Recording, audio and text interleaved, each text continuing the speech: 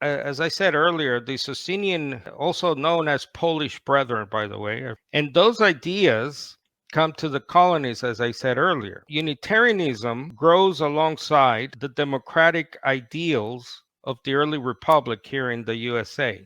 So the emphasis is now on individual liberty and freedom of conscience. And this is seen in early presidents like Thomas Jefferson, and the two Adamses were sympathetic to Unitarian views, and they parallel their theological rejection of imposed creeds and doctrines. In other words, someone like Jefferson very much criticized the Catholic Protestant system of his time, and he would not sign up to what we would call an organized system of religion, which is Catholic or Protestant at the time, right, Jefferson? So this made Unitarianism very attractive in the colonies early on, and they attracted intellectuals and reformers, and then obviously presidents. All these presidents were non-Trinitarians, and most people might not know this. Eisenhower actually grew up as a Quaker, if you can imagine it, as a pacifist, but he became known as the greatest general of this country. Go figure. So Carlos, do you know, okay, so he was a Quaker, so like Nixon and Hoover, what church were they affiliated with then? Or were they just unaffiliated? So did they go to a church or a fellowship of any kind? They just said, we don't believe in Catholicism or Protestantism or the Trinity. And I mean, did they practice or believe the Bible in any way that, promoted it or spoke it or anything? Do you know? Lincoln did not, I believe.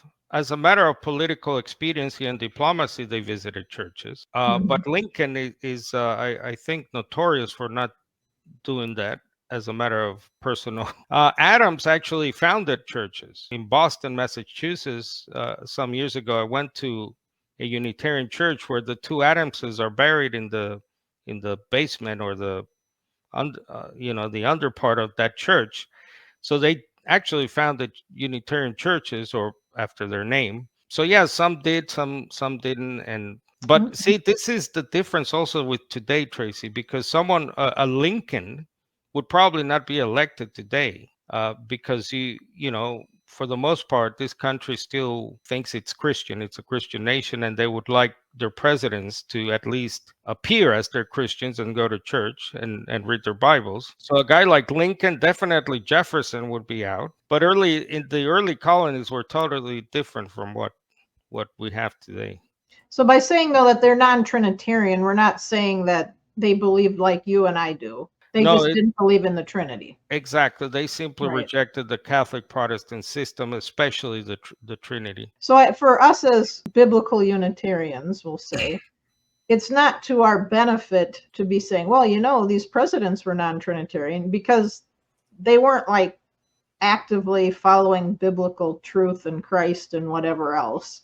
It was just they're not Trinitarians. I just, when I grew up, I heard people, for our side saying, oh yeah, there's, all these presidents were non-Trinitarian too. Yeah, Thomas Jefferson in particular some historians label Thomas Jefferson a deist. Not even a Christian, a deist, which is someone just that, believes in a god of some kind. The influences of what we talked about, going all the way back to the Enlightenment, Socinianism, and that, they converged to produce a theology that was non-Trinitarian. In other words, they opposed Catholic Protestant Trinity system. The problem was that it became too human-centered, open to revision based on your reasoning and not on Scripture alone.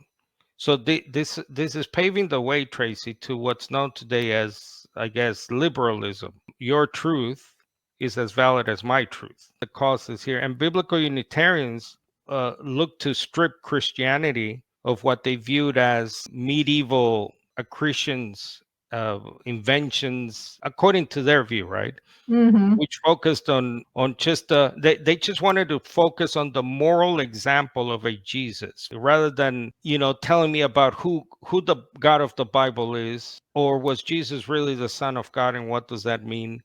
No, they were very much more liberal in their stance. Yes, they adopt a very progressive type of Christianity, which was good. Again, it was good in some ways, but it was bad in the way that we're trying to define here what is a biblical Unitarian, and not by name only. Now, just in connection to this is a paper that I would recommend from a friend of ours, Dr. Marian Hillar, in his Center for Socinian Studies. He's a world-renowned expert on Socinianism, and also Michael Servetes, or Miguel Servet, a 16th century Spanish physician and astrologer and a man of intellect who was burned at the stake because of his non-Trinitarian views. So from the Polish Socinians to the American Constitution is a very interesting paper you should look at.